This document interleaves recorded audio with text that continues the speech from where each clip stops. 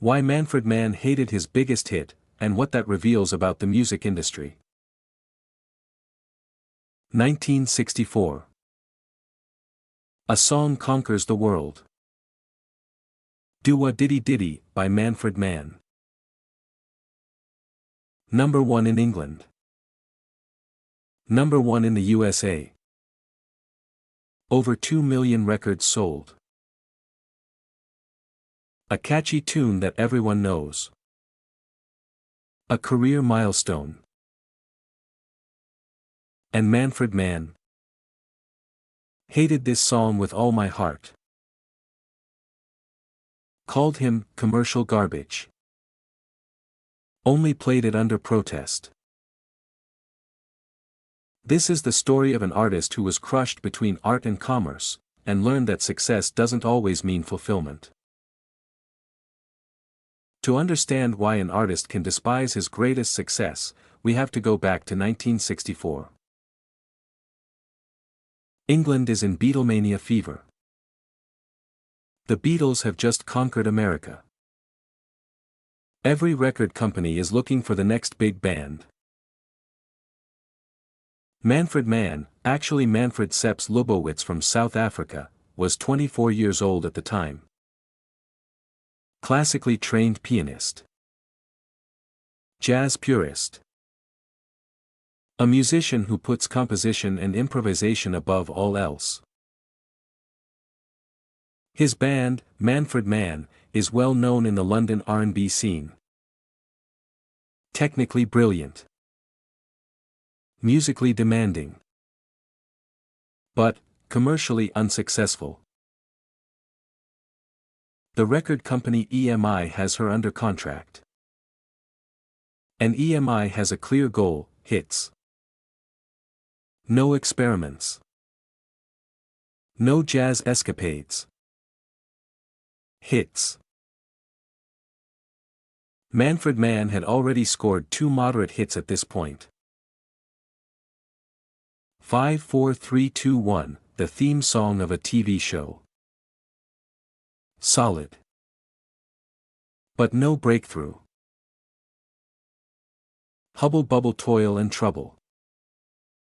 A song they wrote themselves. Flops. EMI is getting impatient. The label boss gives an ultimatum: either the next song will be a hit, or the contract is history. And then this moment comes. EMI producer John Burgess comes into the studio with a song. Written by Jeff Barry and Ellie Greenwich, 2 American hitmakers. Previously recorded by an unknown duo called the Exciters. The song. Do-a-diddy-diddy. Manfred Mann listens to the demo. And his reaction? According to statements from the band members, and this is documented in several interviews, he only says one thing. "That's the worst nonsense I've ever heard. Do-a-diddy-diddy-dum-diddy-do. Meaningless text. Simplest chord progression.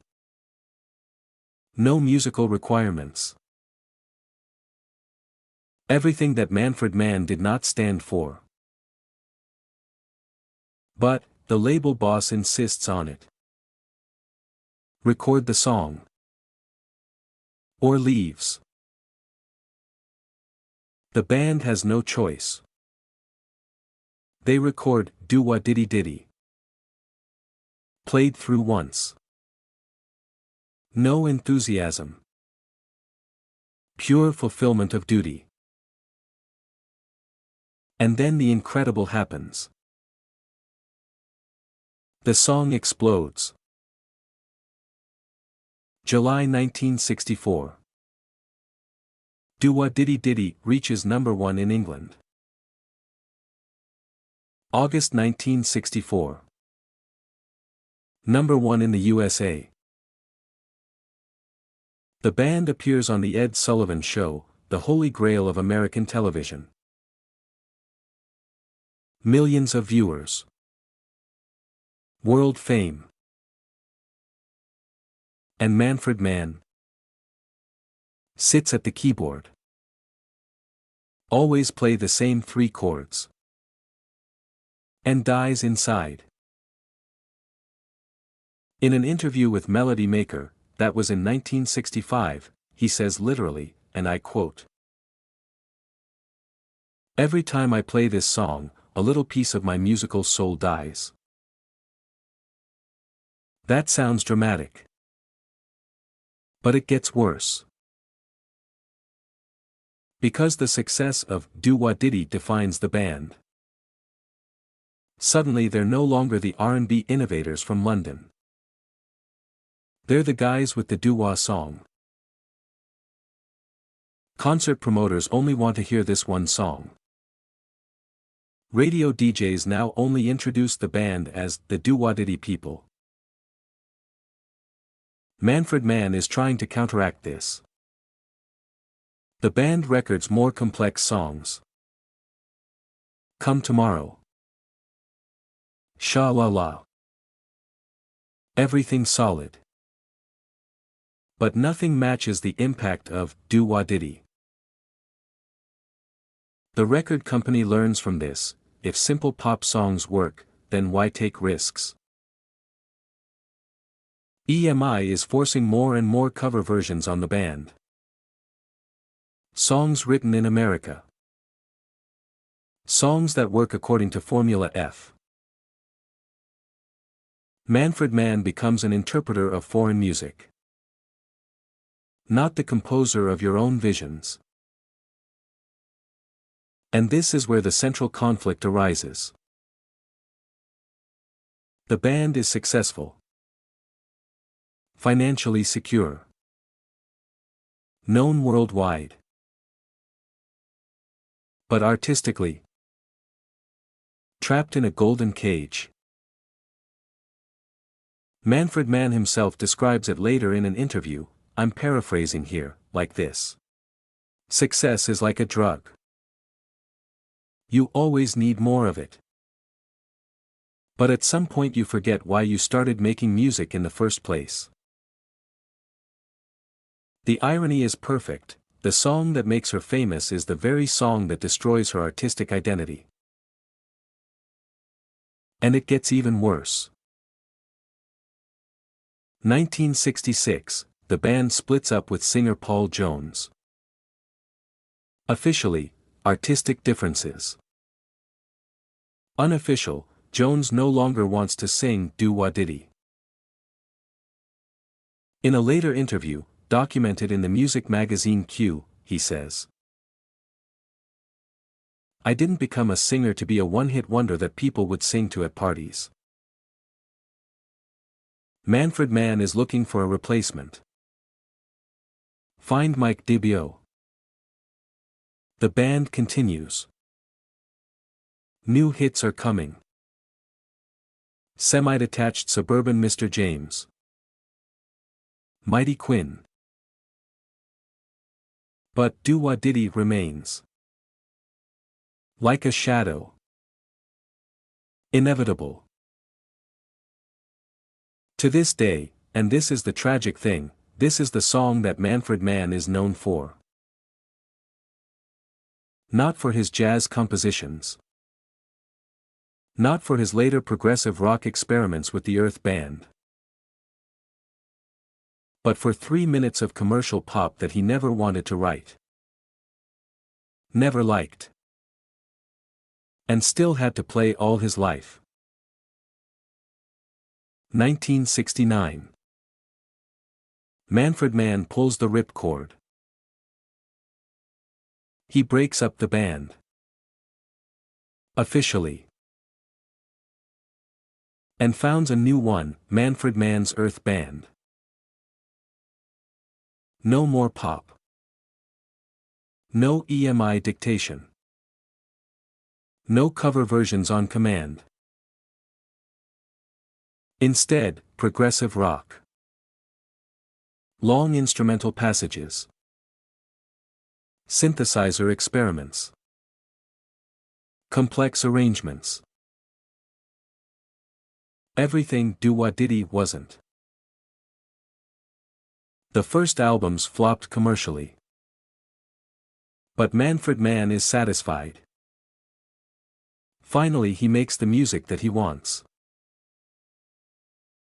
And then, in 1976, comes the second irony. The Earth Band records a song by Bruce Springsteen. Blinded by the Light. A cover. Again. Manfred Mann is skeptical. Another strange song. Dependence on other people's ideas again. But this time he has creative control. He completely rearranges the song. Make it your own vision. Blinded by the Light becomes a worldwide hit. Number 1 in the USA. Bigger than Do-Wah-Diddy. And this time, Manfred Mann stands by it. Because this time it's his version. His interpretation. His artistic stamp. That's the difference. Success is not the problem, but rather the control over how you are successful. What remains of this story? Manfred Mann sold over 20 million records in the 60s. Do-Wah-Diddy was his most commercially successful song. But when you ask him in interviews today, he is over 80 years old, what his most important work was, he never answers, Do-Wah-Diddy. He talks about the Earth Band. About the experimental albums of the 70s. About the artistic freedom he fought for. He only mentions Do-Wah-Diddy when asked about it. And even then with a tired smile. That says it all. The music industry of the 60s operated according to a simple principle: hits above all else. Artistic vision. Secondary. Bands were interchangeable. Songs were products. Success was measured in sales, not artistic integrity. Manfred Mann was not the only one who suffered. The Kinks hated You Really Got Me. The Troggs regretted Wild Thing. Even the Beatles rebelled against the hit factory system. But Manfred Mann learned a lesson from it that is still relevant today: success without artistic control is not success. It's a prison. You can earn millions. You can be famous worldwide. You can dominate charts. But if the music you play isn't your own, if you're just a puppet of the industry, then you've lost. Manfred Mann understood that. And that's why he threw everything away in 1969. Started over. Risked that no one would hear his new music. But he regained his soul. And that, dear viewers, is worth more than any number 1 hit. Do-Wah-Diddy was a global success. But Manfred Mann's true legacy is the Earth Band. The music he wanted. Not the one that was forced upon him. Perhaps this is the most important lesson for every artist: success is not the moment when everyone knows your name. Success is the moment when you own what you have created. And Manfred Mann took 15 years to do it. But he did it. What do you think? Was Manfred Mann right to reject Do-Wah-Diddy? Or was it ungrateful towards the song that made him famous? Write it in the comments. If you liked this video, thumbs up. Subscribe to the channel for more stories behind the music. The next post will continue with a band that did exactly the opposite, and fell apart because of it. Until then, listen to the music that fills you, not what others expect of you.